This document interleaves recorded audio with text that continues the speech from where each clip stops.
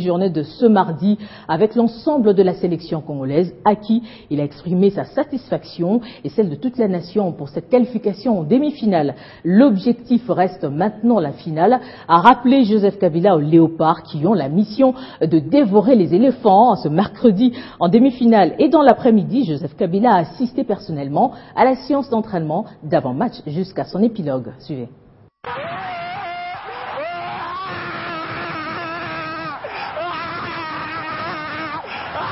Et quand on est ensemble, on gagne toujours et l'on est capable de relever les grands défis.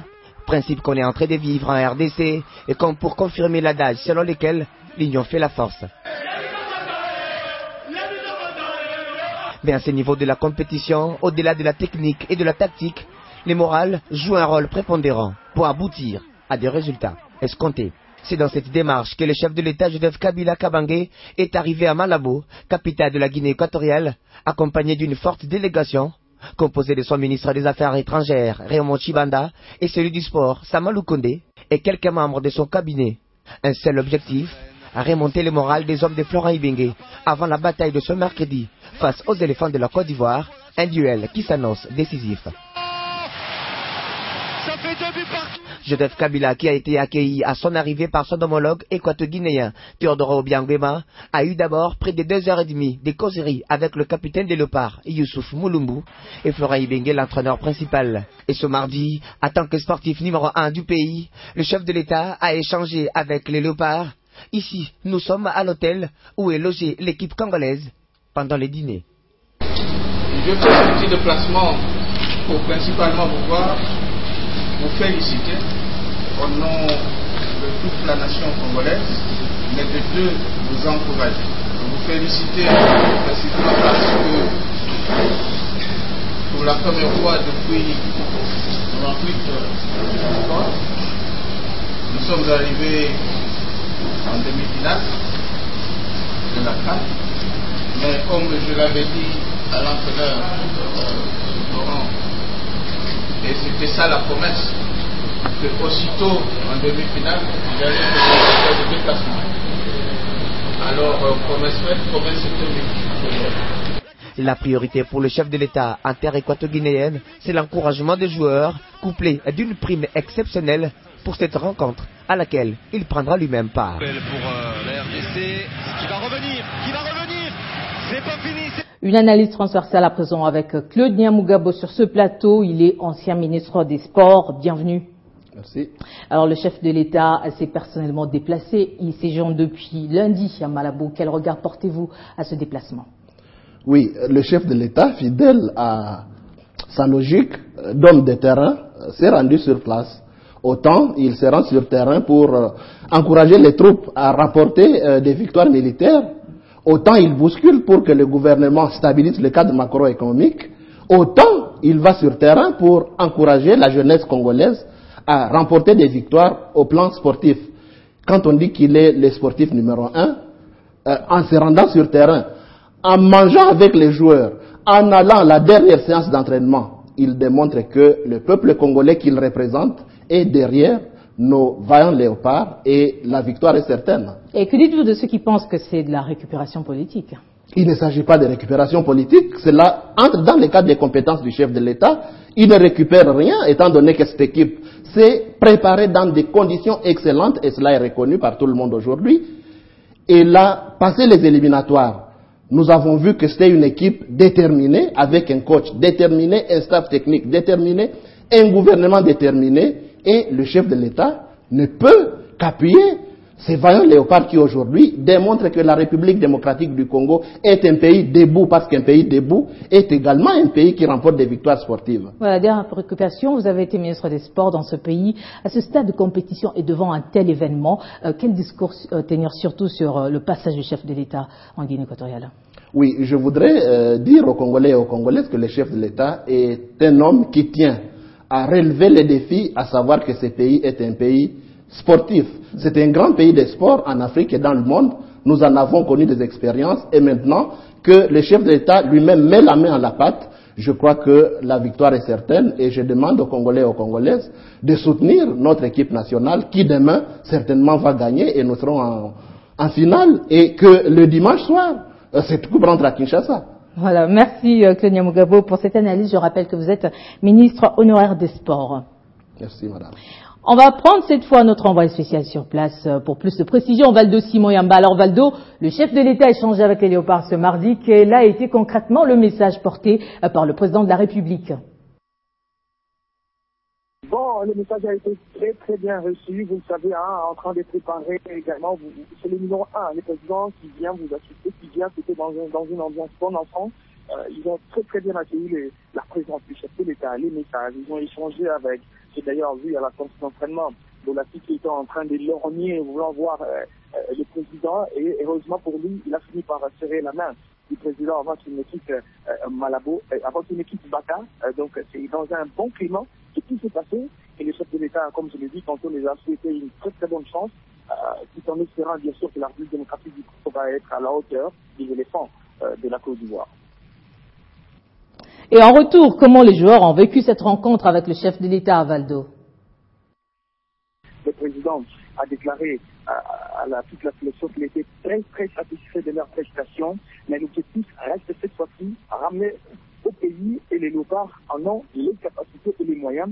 L'adversaire, c'est un éléphant et les Léopards étant très risés, il peut bien sûr abattre l'éléphant de ce mercredi pour ce match comptant pour la demi-finale de la 30e Coupe d'Afrique des Nations. Telle a été la déclaration du chef de l'État lors de ce déjeuner dans la mi-journée au camp au part de la République démocratique du Congo. Rien n'a été filtré au sujet des primes. Le chef de l'État a échangé avec les joueurs, il a pris la petite famille ensemble, il a parlé avec eux. D'ailleurs, on a sorti la presse dehors pour laisser un huis clos. Donc là également, certainement, il s'est passé des choses, il s'est dit des choses également. Donc, journée, bien sûr, s'est clôturée avec cette dernière séance d'entraînement d'avant-match. Et curieusement, Joseph Kabila s'est pointé à l'entraînement. Et il a assisté, il est assis regardant les Léopards s'entraîner jusqu'à la fin, où il s'est personnellement déplacé en train de serrer, il a serré la main à chacun des joueurs, les souhaitant bonne chance pour, bien sûr, cette rencontre ô combien importante pour la République démocratique du Congo, qui, une fois à la hauteur, pourra permettre à cette nation de renouer, de retrouver la finale de la plus prestigieuse des compétitions des nations sur le continent africain. Merci Valdo Simon Yamba, vous êtes notre envoyé spécial sur place en Guinée équatoriale et on vous prend dans nos prochaines éditions pour les demi-finales. Les prouesses des Léopards de l'RDC sont également accompagnées par RTL Congo et justement on en parle avec Dandy Yela, il est responsable de relations publiques d'RTL RDC. Bienvenue.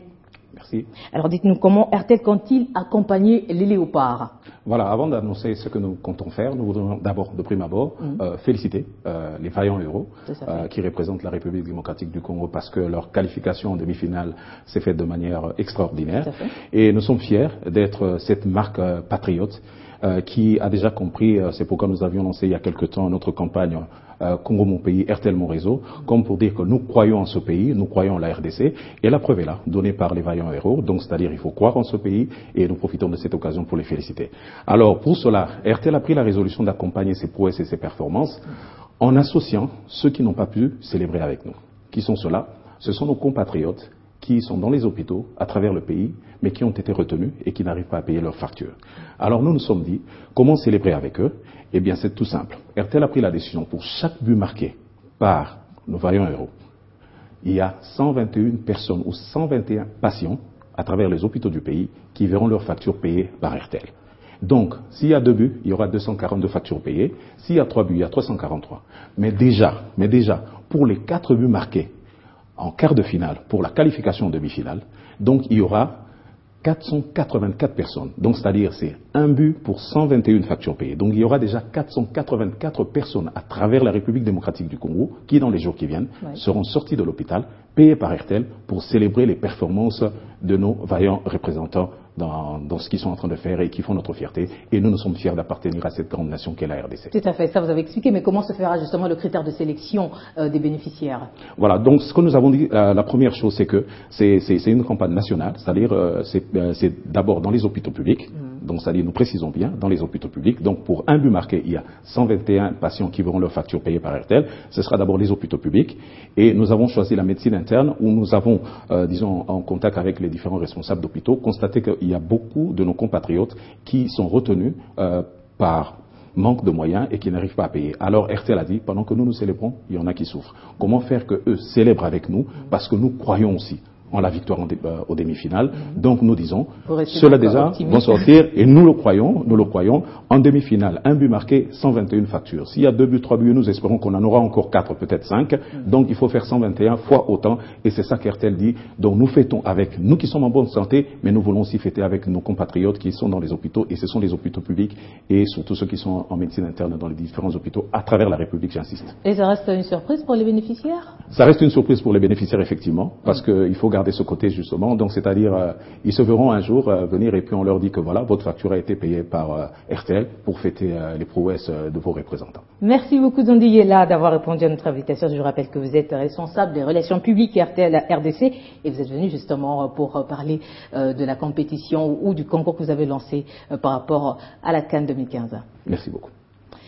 Autre chose à présent, les manifestations pour la paix s'intensifient à travers le pays après la marche de l'opposition qui avait dégénéré et a donné lieu à des actes de pillage.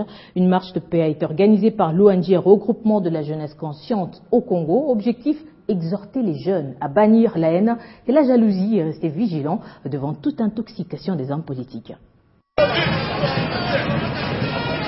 Nous sommes dans le district de la Tchangou, à la place Pascal, d'où cette marche est partie.